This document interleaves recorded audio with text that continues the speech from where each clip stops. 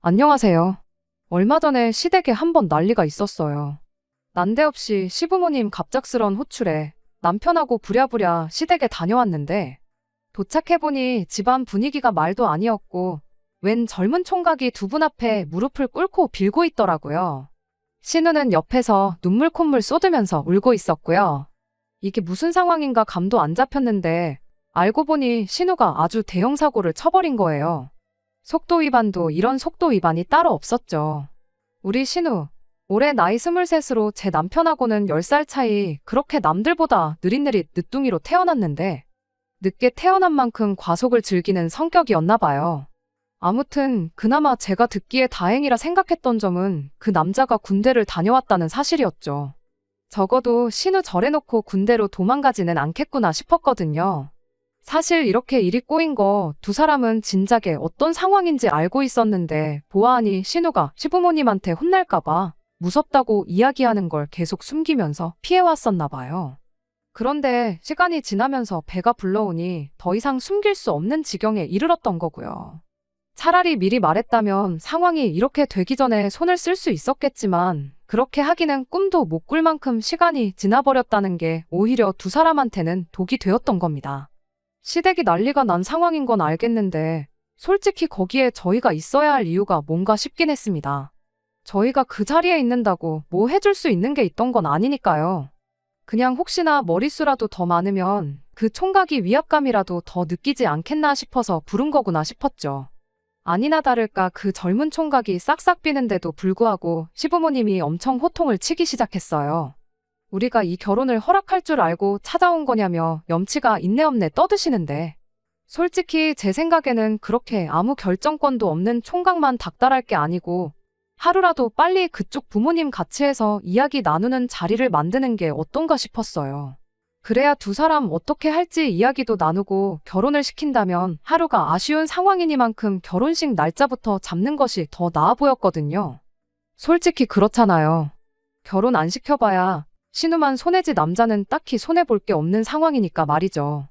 거기에 그 총각이 저한테까지 진심이 느껴질 만큼 두 분께 죄송하다 사죄하면서 꼭 따님, 그러니까 신우를 책임지고 평생을 행복하게 해주겠다 하고 있는데 내가 이 결혼을 허락해주겠냐, 내 눈에 흙이 들어가도 결혼만큼은 안 된다며 호통만 치면서 반대하실 게 아니고 신우를 생각해서라도 그쪽 집 부모님부터 모셔오라고 한 다음에 어른들끼리 이후 문제를 논의하는 게 맞다 싶었습니다.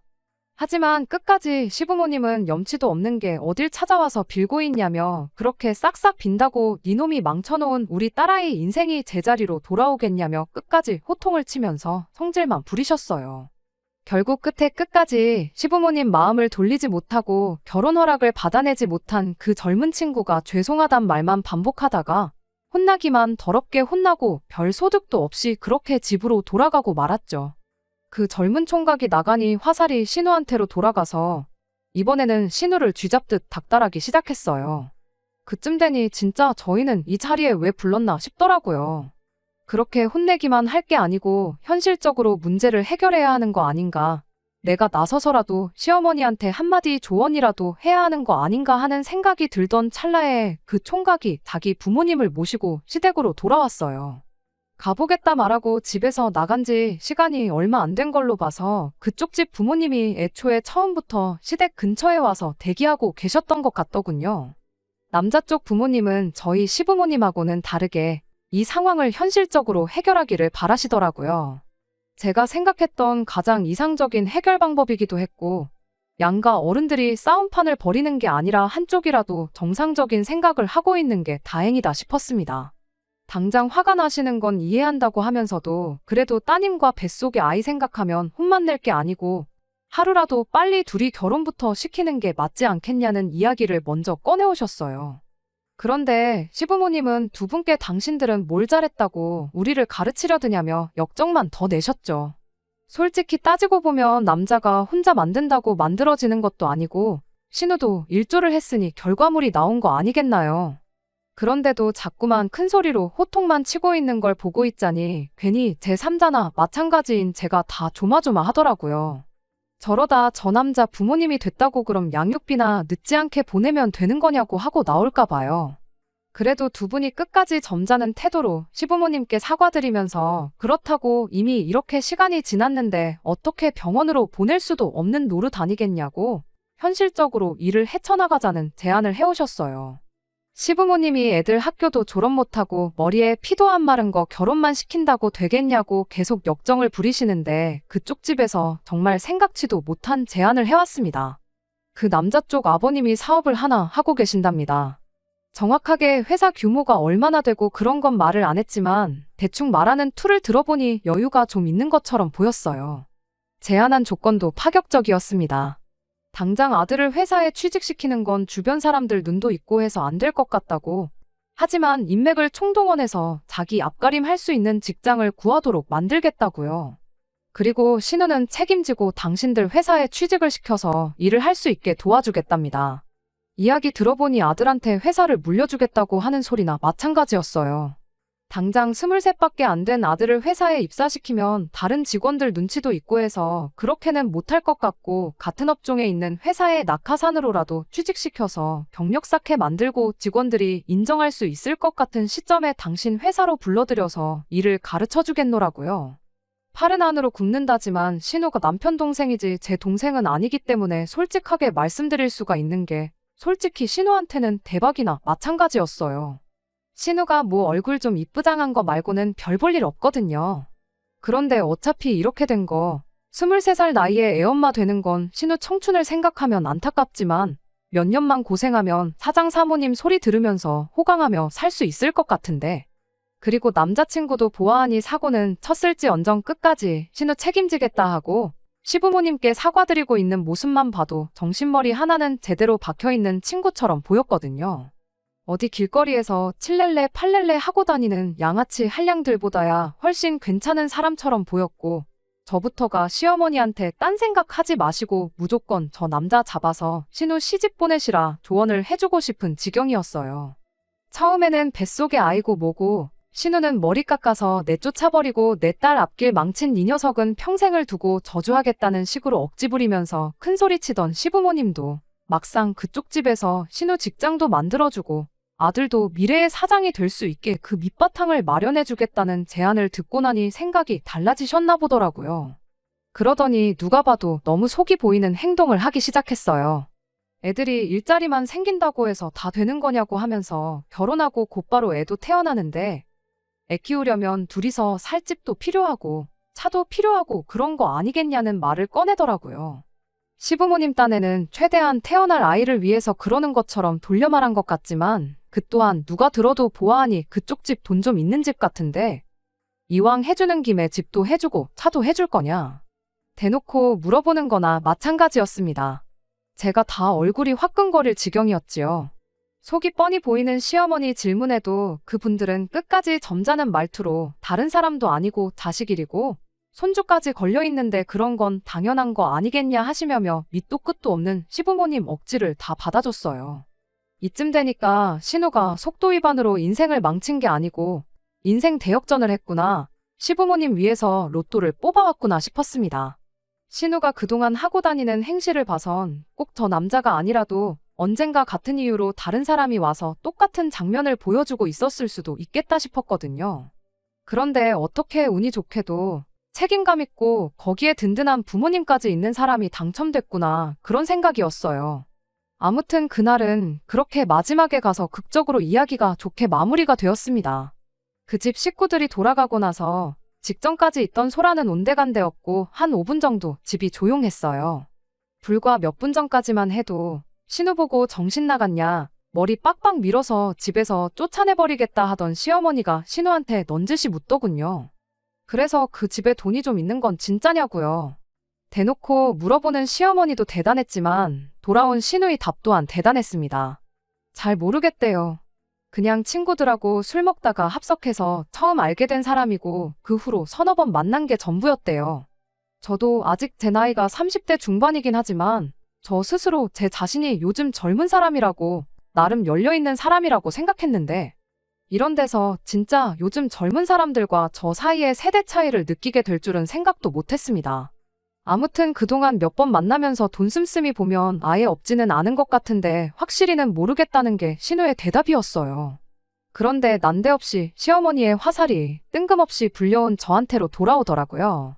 한다는 소리가 사업한다는 사람 말을 도통 믿을 수가 있어야지 하면서 저를 흘긋 쳐다보는 겁니다. 그 순간 저도 할 말은 많았지만 그냥 아무 말 않고 넘어갔어요. 어차피 더 떨어질 정도 없는 시어머니였는데 그마저도 사라질까 봐서 그냥 한 귀로 듣고 한 귀로 흘렸습니다. 시어머니가 사업하는 사람 말을 믿을 수 없다는 말을 꺼낸 게 저희 친정 부모님을 두고 말한 거나 마찬가지였거든요. 저희 부모님이 인테리어 관련 사업을 하셨었어요. 남편은 저희 부모님 때문에 처음 만나게 되었고요. 남편이 어쩌다 보니 저희 부모님 밑에서 아르바이트를 했는데 그때 저희 부모님이 남편을 엄청 좋게 보셨었어요. 그리고 요즘 저렇게 건실한 청년을 본 적이 없으시다며 남편을 소개시켜 주셨고요. 실제로 남편은 가진 건 없을지라도 사람이 참 좋았고 그게 인연이 닿아 결혼까지 하게 되었습니다. 결혼한 지는 벌써 5년이 되었어요. 저희가 20대 젊은 나이로 결혼을 하게 된 것도 다 이유가 있어요. 신우처럼 속도 위반으로 결혼한 건 아닙니다. 원래 저희 결혼하면서 친정 부모님이 당시 금전적인 여유가 되셔서 저희 신혼집도 마련해 주시기로 했고 내친 김에 남편도 후계자로 키워서 사업을 물려줘야겠다는 게 원래 계획이었거든요. 그런데 저희 결혼식 올린 직후부터 갑자기 아버지 사업이 원치 않은 방향으로 흘러가다가 결국 문을 닫게 되었어요. 살던 집이며 타고 다니던 자동차부터 해서 집에서 쓰던 숟가락까지 싹 다 정리해서 빚을 갚으셨고 그렇게 모든 걸 정리하고 고향으로 내려가시게 되었습니다. 그래도 저희 해준 신혼집만큼은 건드리시지 않았어요. 그거 정리했다면 고향으로 가시는 게 아니고 여기서 재기에 도전해 보실 수도 있었을 텐데 자식한테 줬던 걸 다시 가져갈 수는 없다며 거기까지는 하지 않으셨지요. 얼마 남아있지 않았던 대출은 제가 벌어서 제가 갚고 있고요. 바쁘게 사느라 그래도 아직 저랑 남편 사이에는 아이가 없고요. 그런데 이렇게 23 신우가 먼저 시부모님께 손주를 안겨드리게 될 줄은 생각도 못했네요. 아무튼 그렇게 저희 부모님 사업이 문을 닫게 되면서 남편을 후계자로 키운다는 말도 자연스럽게 없어지게 되었고 덕분에 저희 부모님 믿고 취직 안 하고 있던 남편이 새 직장을 구한다고 한동안 고생을 했었네요. 그리고 시부모님은 그 일을 가지고 마음에 두고 있던 거였어요. 사업하는 사람 말을 못 믿겠네 하면서 저를 쳐다보신 게 직접 언급은 하지 않아도 저희 부모님을 두고 이야기를 하는 거나 마찬가지였죠. 뭐 시어머니가 저러는 게 하루 이틀 일도 아니고 이젠 익숙해서 짜증도 안 나요. 쥐뿔도 없는 남편하고 결혼해서 신혼집 마련할 때 아무 걱정도 안 될 만큼 해줬으면 충분히 할 만큼 이상을 했다고 생각하는데 시어머니 딴에는 쥐뿔도 없는 아들이 세상에서 제일 잘난 아들이고 저희 집에서 그 잘난 아들 데려가기 위해 공수표를 날렸구나 생각하시는 거겠죠. 솔직히 남편한테도 실망을 많이 했어요. 시어머니가 대놓고 저러는 게 한두 번이 아닌데 어떻게 중간 역할 한 번 해준 적이 없거든요. 아무튼 중요한 건 이게 아니라 신우의 이야기니 저희 집 이야기는 여기까지만 하겠습니다. 아무튼 마지막에 가서는 시어머니 때문에 기분이 좀 상하긴 했지만 밑도 끝도 없이 시어머니 호출에 끌려와서 그냥 재미있는 아침 막장 드라마 한 편을 생중계로 봤구나 싶은 심정이었거든요. 그날은 물론이고 그 이후에도 이 신우이 주연의 막장 드라마 한 편이 제 인생에 그 어떤 영향을 끼칠 거라고 생각해 본 적은 단 한순간도 없었어요. 문제는 역시나 시어머니 때문에 시작되었습니다. 그 이후로 저랑 남편은 따로 참석을 안 해서 몰랐는데 이후로 나름 상견례도 하고 본격적으로 결혼 준비가 시작되었나 보더라고요. 신우가 배가 조금 많이 불러있던 상황이었던 것만큼 신우도 그렇고 그쪽 집도 그렇고 하루라도 빨리 서둘러서 결혼식을 올리고 싶었나 봐요. 신우도 하루라도 날씬하고 이쁠 때 결혼하고 싶을 테고 그쪽 집도 아들이 23 나이로 장가가는 게 속도 위반 때문이다 대놓고 광고하고 싶지 않았던 것 같고요. 그리고 그날 이야기 나눈 대로 신우는 정말 몸만 가면 되는 상황이었다 보니 그쪽 집에서 집이며 차며 해주기로 약속했던 것들을 알아서 준비를 했는가 보고요. 그런데 막상 해주기로 했던 것들이 시어머니 딴에는 썽에 차지 않았던 게 문제였습니다. 신우가 비록 생각은 없을지언정 시어머니처럼 욕심이 많은 사람은 아니었어요. 집이니 차니 그런 것도 잘 몰랐고요. 보아하니 신우는 해주는 것에 대해서 아무 불만이 없어 보였는데 그날 이야기가 쉽게 풀렸던 만큼 시어머니 딴에는 조금 더 푸시하면 원하는 대로 다 받아낼 수 있다고 생각을 했나 봅니다. 그쪽 집을 사돈이 아니라 무슨 금 나와라 뚝딱하면 나오는 도깨비 방망이 쯤으로 여겼던 거죠.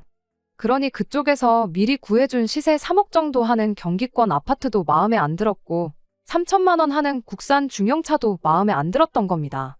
그렇게 며칠 전 시어머니가 또 난데없이 저희를 호출해 왔어요. 신우 결혼 때문에 저희들 도움이 필요하다고 하는데 보아하니 또 머릿수 채우는데 필요해서 우리를 부르시는구나 싶었습니다. 그때는 그저 우리 시어머니가 또 무슨 재미난 막장 드라마 한 편을 구경시켜 주시려나 싶었어요. 실제로 그 자리에서 그 과정 자체는 정말 구경하는 맛이 있었고요. 시댁에 도착하니 아직 그쪽 집 사람들은 도착을 안 한 상황이었습니다. 역시나 시어머니, 머릿수 때문에 저희를 부르셨던 거였지요. 무슨 이야기가 나오건 간에 우리한테 유리한 쪽으로 이야기하고 중간중간 추임새도 한 번씩 잘 넣어달라고 부탁을 하더라고요. 그리고 이번에는 나름 그쪽 집 식구들 오기 전에 저희한테 먼저 어떻게 하는 게 좋을지 조언도 구하셨어요. 조언이라고 해봐야 저한테는 아무것도 묻지 않았고 남편한테 하나 물어본 게 다긴 했지만요. 질문은 요즘 차가 어딨게 좋냐는 질문이었습니다. 국산 중형차는 요즘 개나 소나 다 타고 다니는 건데 폼이 안 나지 않겠느냐. 그리고 어쩌다 우리가 빌려 탈 수도 있을 텐데 요즘 폼나고 좋은 차가 뭐 있는지 좀 알려달라 남편한테 물으시더라고요. 남편은 그런 시어머니 질문에 몇 년 전부터 자기가 타고 싶어 하던 국산 프리미엄 대형차 이름을 댔어요. 그러더니 시어머니한테 혹시 나도 가끔 빌려 탈 수 있겠느냐 묻길래 제가 남편 허벅지 한번 꼬집고 주책 좀 부리지 말라고 한마디 했죠. 시어머니는 그래도 1억은 넘는 차를 타고 다녀야 남들한테 자랑도 좀 하고 그러지 않겠냐며 외제차 좋은 거 알고 있는 거 없냐고 또 물으시더라고요. 남편은 기어이 그 차를 빌려서라도 한번 타고 싶은 생각이었는지 외제차 이름을 대는 대신에 그 차의 장점에 대해서 열변을 토했습니다. 그 차가 요즘 젊은 사람 어른들 두루두루 다 선호하는 차고 옵션 이것저것 다 넣으면 1억 정도 할 거다 하면서 말이죠. 1억은 넘는다는 말에 시어머니가 만족했는지 그럼 차는 그 정도로 하면 되겠다고 한마디 하시곤 이어서 신우한테 질문을 하셨어요. 얼마 전 계약했다는 그 집은 가봤냐고요.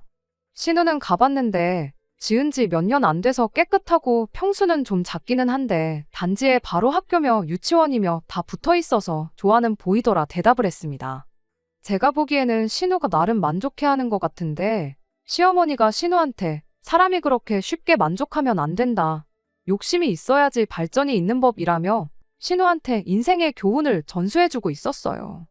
보아하니 해준다는 집도 차도 마음에 안 드니 더 좋은 걸로 해주시라 요구하시려는 것처럼 보였습니다. 저희를 부른 것도 이런 식으로 협상을 하는 자리에선 내 편이 많아야 유리하게 흘러가지 않겠나 생각하셨던 것 같아요.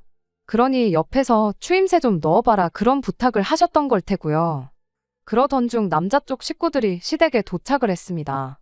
무슨 일로 이렇게 온 가족을 보자고 하시냐 하는 걸 보니 앞으로 펼쳐질 이야기는 모른 채 영문도 모르고 만나자고 해서 나오신 것 같아 보였어요. 아니나 다를까 시어머니가 대본의 본론부터 꺼내시더군요. 사돈은 태어날 손주가 별로 이쁘지 않으신 것 같다면서 말이죠. 그쪽 집 분들 표정을 보니 시어머니가 어떻게 나오시려는지 대충 감은 잡은 듯 보였습니다. 사업하시는 분들이라는데 그 정도 눈치는 당연히 있으셨겠죠. 누가 봐도 시어머니가 뭘 더 요구할 것처럼 보였으니 말입니다. 대번에 그게 무슨 말씀이시냐고. 애들 결혼하는데 집도 해주고 차도 해주고 결혼 비용도 전부 다 해주고 방금까지만 해도 계약해놓은 집에 살림살이 채워넣을 거 보고 계셨다며 이만큼을 해주는데도 왜 그런 생각을 하시냐고 시어머니가 다른 말을 못 꺼내도록 선수를 치면서 대답을 해오셨어요. 시어머니도 그쪽에서 이렇게 나올 줄 어느 정도 예상은 하고 계셨는지 이미 대비를 다 하고 있었다는 투로 자연스럽게 질문을 이어갔습니다. 요즘 같은 저출산 시대에 이렇게 애부터 낳고 결혼하는 애들이 또 어디 있겠냐. 애들이 나이도 어리고 그만큼 앞으로 셋넷은 더 낳을 수 있는데 집도 너무 좁고 차도 너무 작은 거 아니겠냐며 애들이 행복하게 살면서 애국도 할 수 있게 이왕 쓰시는 거 조금만 더 쓰시는 게 어떻냐고요.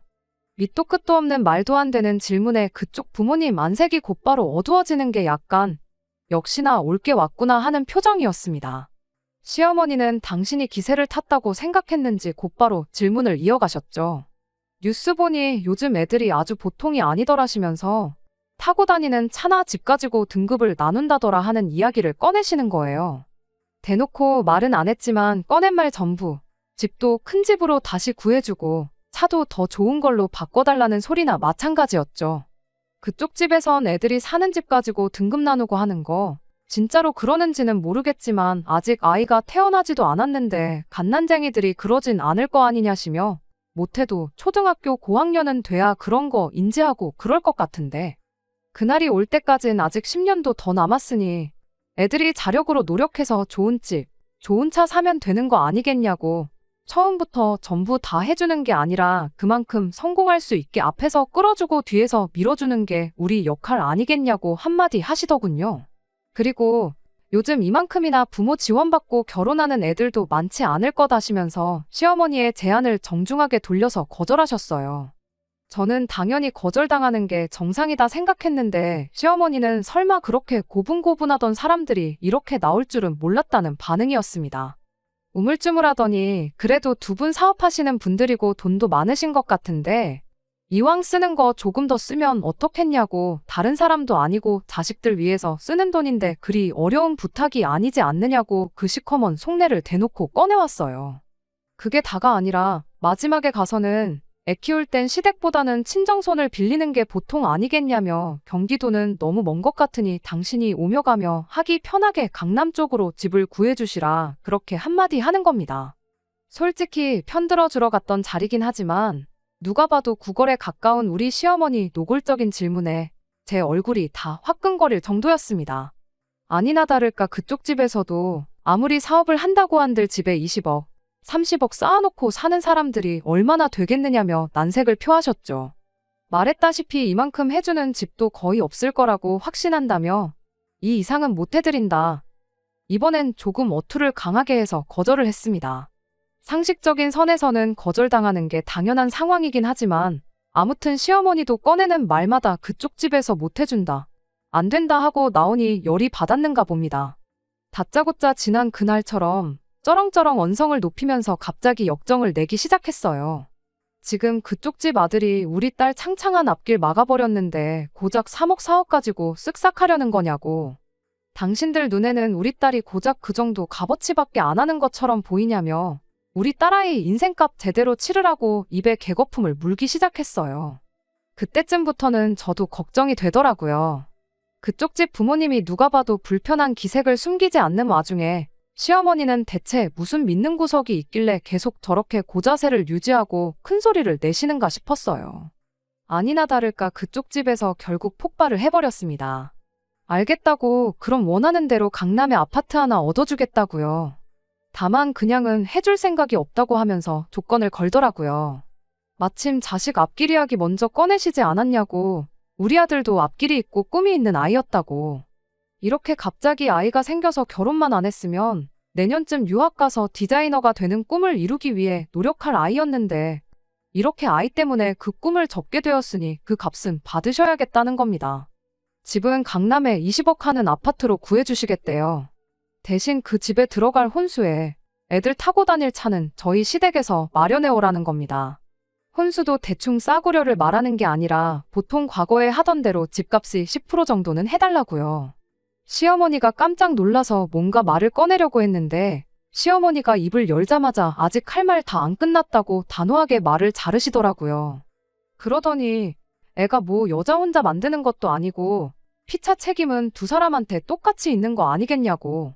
강남에 20억 집 해올 테니 혼수로 2억 채워주고 애들 타고 다닐 차 1억 해오시라. 세상 그 누구한테 물어도 절대로 우리한테 더 불공평하지 그쪽 집에 불공평한 거 하나도 없는 조건이다 하고는 절대 양보할 생각 없으니 더 이상 애들 결혼에 대해서는 아무 말 나오지 않으면 좋겠다고 단호하게 한마디 하시더군요. 이렇게 못하겠거든 그냥 애들 결혼은 없던 일로 하고 양육비로 한 달에 100만 원씩 도의적인 책임만 다하겠다고 그리고 애들한테 쓰려던 돈은 내 아들 유학 보내주고 공부시켜주고 하는 데만 쓸 테니 그렇게 아시라 말하고 이야기 더 나눌 것도 없으니 가보겠다 한마디 하고 폭풍같이 할 말 몰아쳐서 쏟아내고는 이내 돌아가셨어요. 딱 봐도 우리 시부모님 하고 사는 꼴을 보아하니 3억은커녕 당장 3천만 원도 융통하기 힘들어 보이는 게 사이즈가 딱 나왔던 거겠죠. 시어머니는 그쪽 집 사람들 떠나간 현관문만 멀뚱멀뚱 바라보고 계셨고요. 그리고 거기까지는 제가 기대했던 대로 지난번하고는 비교도 안 될 만큼 재미있는 드라마의 한 장면이나 마찬가지였어요. 내색은 안 했지만 속으로 엄청 흥미진진해 하고 있었는데 이번에도 저번처럼 화살이 저한테 돌아왔습니다.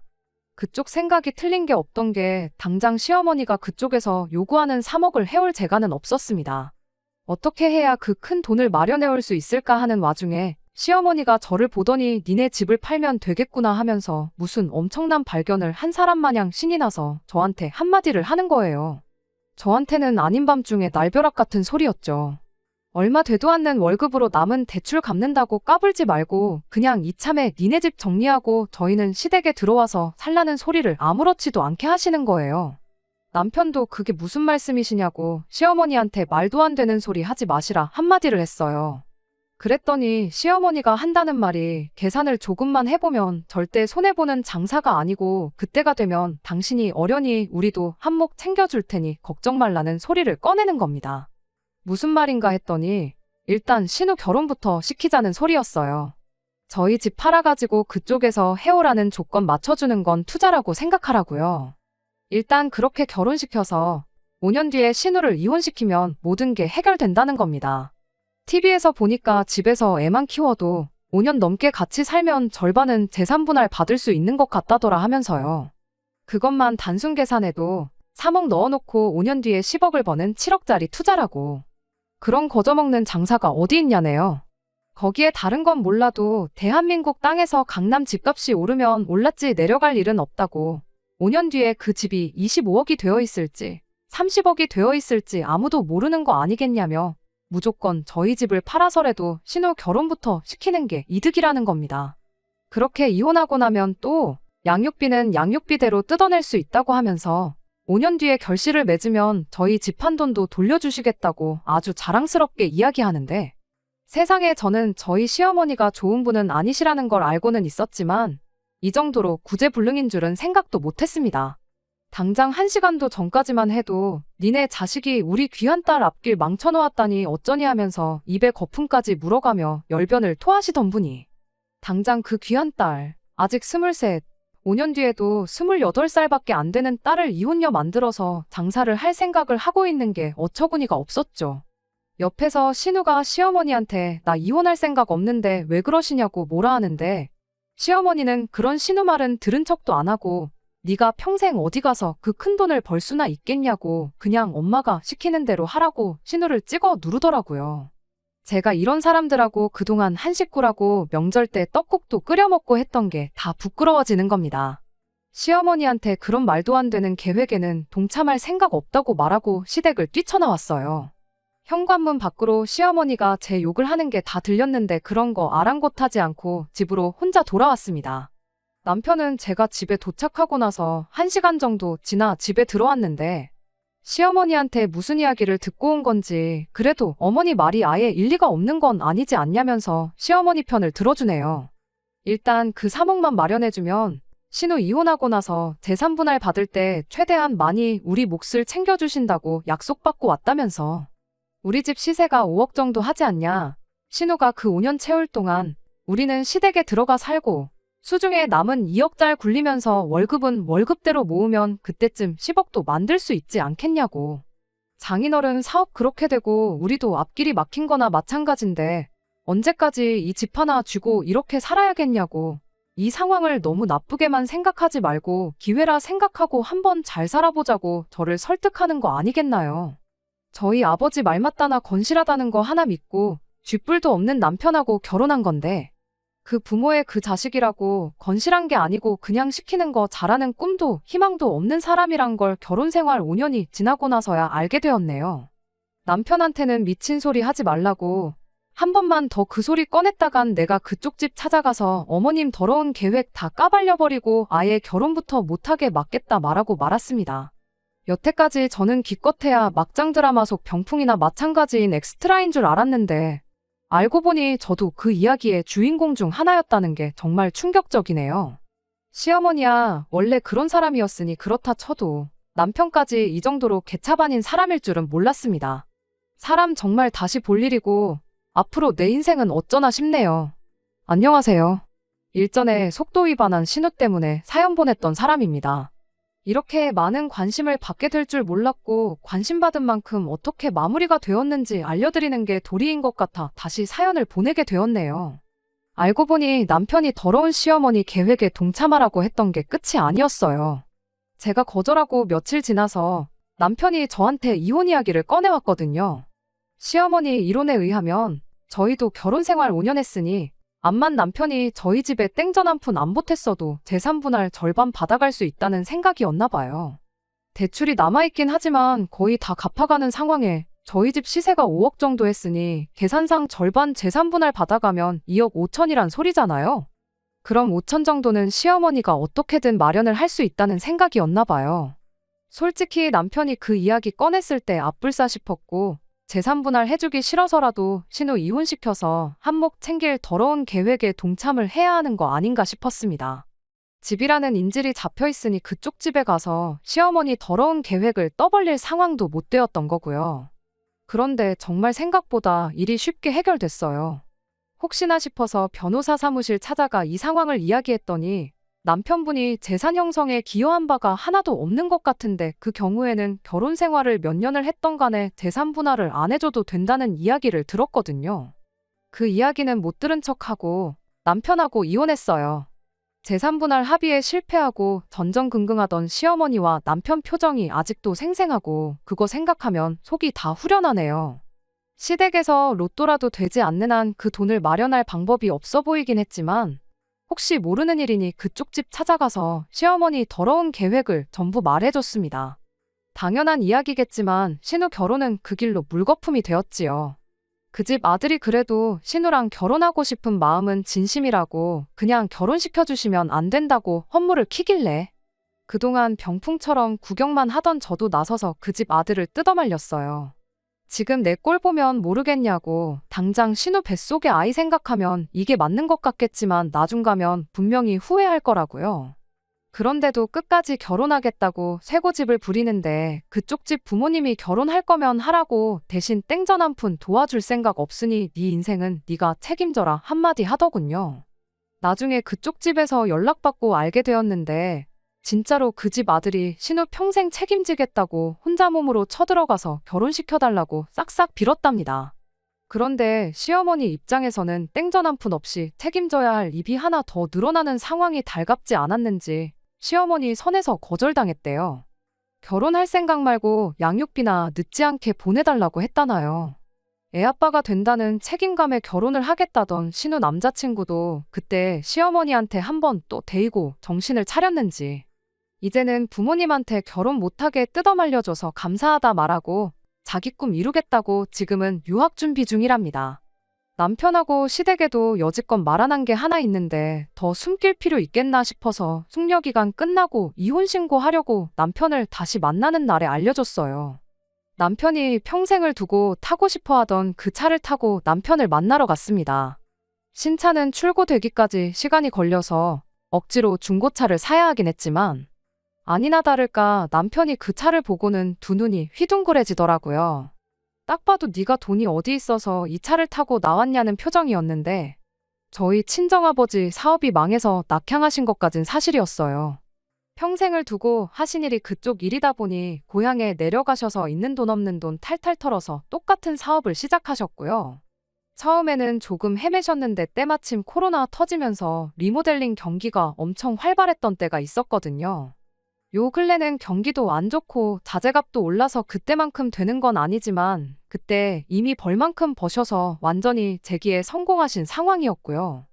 그리고 그때 아버지가 사위 그러니까 남편하고 한 약속 지키겠다며 몇 년 더 벌고 서울에서 다시 사업을 시작하겠다고 하셨는데 제가 시어머니 돈 밝히는 성격 보고 그냥 우리 집 먹고 살만해졌다는 거 모르게 하는 게 약이겠구나 싶어서 그러지 말자고 그리고 두 분 노후만 신경 쓰시라고 했었거든요. 남편에게는 저희 집에 대해서 거짓말을 한 거나 마찬가지였지만 우리 집 망하고 남편이 시어머니 눈치 본다고 처가에 하나도 신경 안 쓰고 대출도 내 돈으로만 갚게 하고 지 돈은 버는 족족 시댁에 퍼다 날랐는데 오히려 그렇게 숨긴 게 지금에 와서는 약이 되었네요. 당신도 그렇고 당신 어머니도 그렇고 황금알을 낳는 거위 배를 가르는 재주만큼은 따라올 사람이 없는 것 같다고 한마디 했는데 그때 정말 속이 얼마나 시원했는지 몰라요. 어떻게든 시댁이나 남편 도움 없이 살아보겠다고 아둥바둥 애 없이 살아온 것도 다행이다 싶네요. 곧 태어날 신우 아이 생각하면 불쌍하긴 하지만 인생사 사필귀정이라고 거기서 욕심 안 부리고 신우 행복만 바라주셨다면 시어머니한테도 좋은 일이 있었을 거라고 생각해요. 잘못한 사람이 잘못한 만큼 합당한 벌을 받는 거 어찌 보면 당연한 일 아니겠나요? 제발 시어머니나 남편이 그걸 깨닫고 앞으로나마 신우나 신우 아이가 좋은 길로 갈 수 있게 옳은 결정을 내리는 사람이 되면 좋겠네요. 저 또한 이번 일을 교훈 삼아 항상 옳은 길만 걷는 그런 사람이 돼야겠습니다. 끝까지 들어주셔서 감사합니다. 오늘의 사연은 여기까지입니다. 구독과 좋아요, 알람 설정 부탁드리고 더 좋은 사연으로 다시 찾아뵙겠습니다. 감사합니다.